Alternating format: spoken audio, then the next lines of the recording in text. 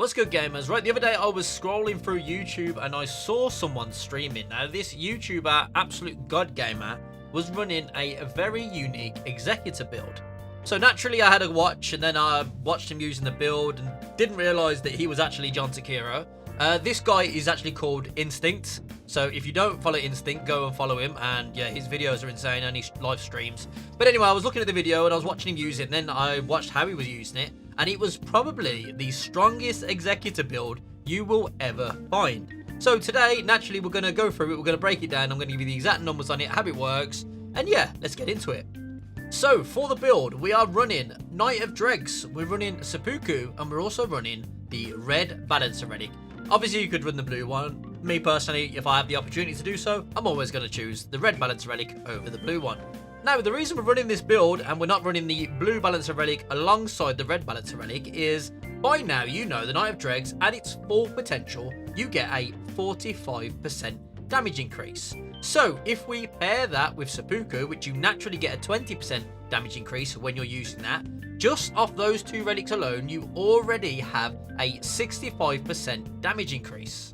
Now remember, it's multiplicative, so it's actually more than 65%, but essentially it's 65%.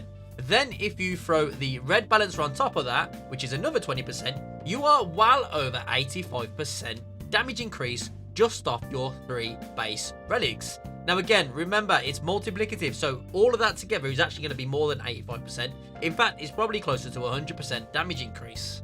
Now, how to make it actually work, essentially you Seppuku yourself, and on your deep relics you want to either have rot or poison build up below max HP.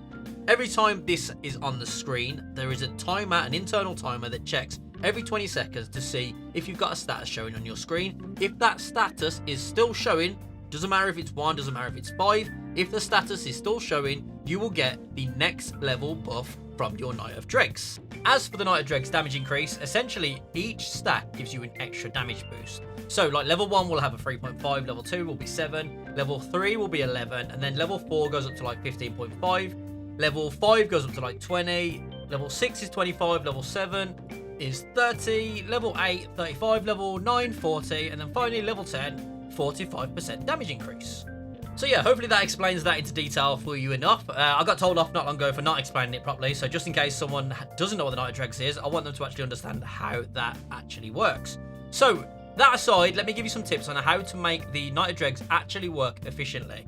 So of course, Seppuku yourself to start your status. Now you are going to be running to bosses, from bosses, running to graces to level up. So you are going to need to Seppuku every time you hit a grace. Best thing to do as soon as you hit the grace, Seppuku, before you even get a level up, just Seppuku as soon as you hit the grace. That gives you the best opportunity to not lose your damage buff, and it allows you to continue building that damage increase.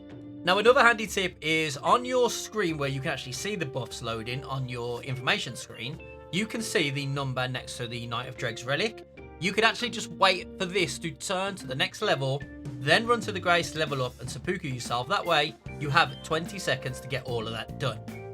Now, as for the rot and the poison, either of them work perfectly fine. The rot can be a little bit more difficult to manage, because when you get rotted, it actually heals you. So there'll be oftentimes you'll completely forget, and you'll be healed past your threshold where the status is building up, and you'll lose your Knight of Dregs. So yeah, the rot can be a little bit difficult to handle. So if you can, maybe use poison. And also the rot, if you are using the Deep of Night, which for this build you're going to need to, if you get the Rot Woods event, essentially at the end of that you're going to become immune to rot, so the Knight of Dregs will be useless. As for damage negation, because unlike the Raider, which is obviously the Knight of Dregs guy, the Raider obviously can make use of things like taking damage boost, damage negation to start off the damage negation. The Executor only really has successful guards on negation, which is perfectly fine. You can use that to start your damage negation off and then use taking damage boost, damage negation. The best thing to do though is to Seppuku yourself, make sure you've got a big stack built up, and just before you're about to fight a boss, heal to full, because that way you're protected like normal, and because you've got a status bar already built up, it's going to be unlikely that you're going to lose the full stacks. Now, this is a bit more difficult in the later boss fights, like, at least the Night Lord and the Day 2 boss, because those boss fights can take a while. If you've got a strong team, you're going to be able to do it very quickly, so it's not really going to matter. So just be aware of that. So yeah, heal to full, use a damage negation at full, and just play normally. Or just be a god gamer and don't get hit. Now, of course, for a build like this, realistically, you want to use it as a skill build. So, you know, you're fishing for Rivers of Blood, you're fishing for the Dragon Katana, I forget what it's called, or the Lightning one. Anything like that basically is going to do insane damage. You can even use the Curse Sword when you've got a personal relic on, which buffs the Curse Sword and gives you the extra 30%. You can make that insanely strong as well. If you don't want to do that, you can also just still use it as a melee build. So for that, pick up your melee attack powers, pick up your physical attack powers. If you don't use katanas and use something like claws, pick up your attack power up when wielding 2 armaments. And yeah, you can make it turn into some crazy damage. Now, as for the kind of build I would use, because believe it or not, I also get told off for not showing the build sometimes, even though I show it 90% of the time, this is the kind of build that I would use. So, as you can see, top relic, red balancer relic. Now, for the improved melee attack power, you get a 6% damage increase, and then for the skill attack power, you get a 15% damage increase, and then you get the occasionally nullify attacks when damage negation is lowered. I think this is like a 1 in 5 chance to negate basically any attacks when any of your defenses are lowered, whether it's your health lowered, whether it's your standing on water, basically anything that lowers your defenses, this can kick in, and it's like a 1 in 5% chance to work. Second relic, Knight Dregs, already gone over that one, but essentially 10 stacks, 4 stack gives you 45% damage increase. If you get hit, rot will be added to your weapon, and also if you're rotted or you rot someone, you'll start getting healed. Final relic, bit of a god tier relic. Successful guards fills up the arc gauge. Honestly, not that good for the base one. If it's paired with the +1, it works really well, but I don't use it for this relic.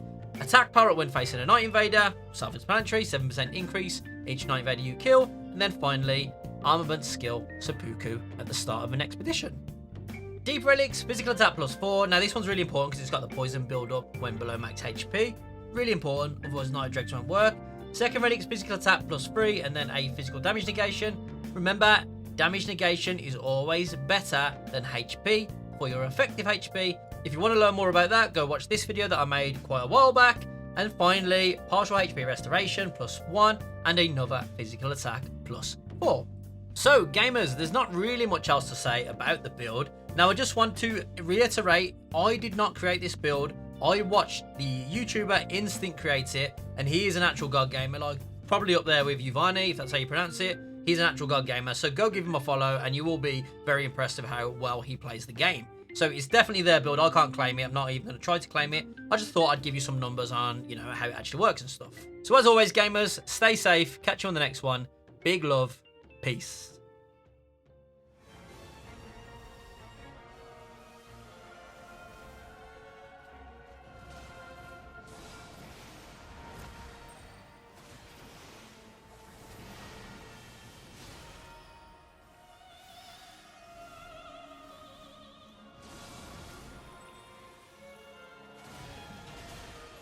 That is actually crazy damage. Do you see that fucking damage?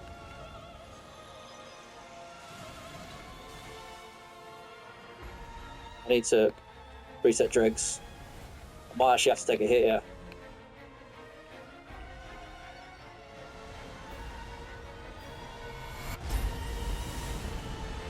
Okay, we took a hit.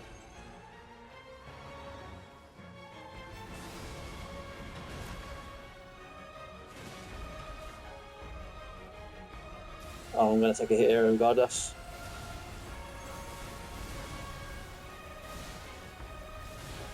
Fuck. Didn't want to take that second hit. I've lost Dregs. Yep, it's annoying. Okay, well now I'm back to doing no damage. Insane. I do die against the balancers as the Guardian. Taki's got no chance. She's got her grace, winding. I don't know why she's got the winding grace, but she got the winding grace.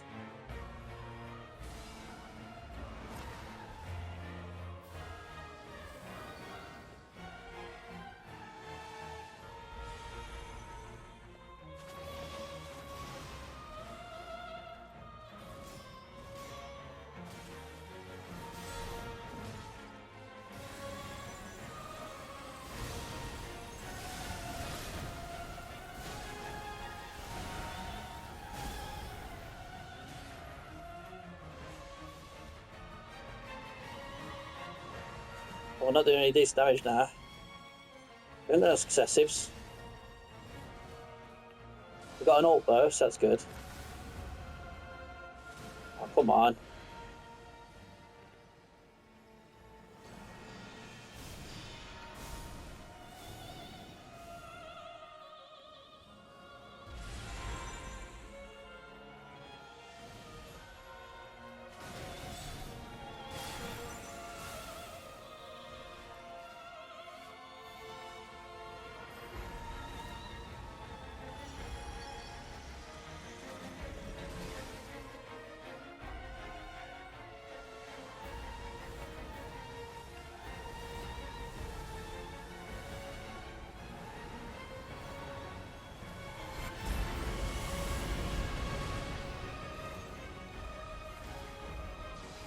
Should be able to just keep doing this and win.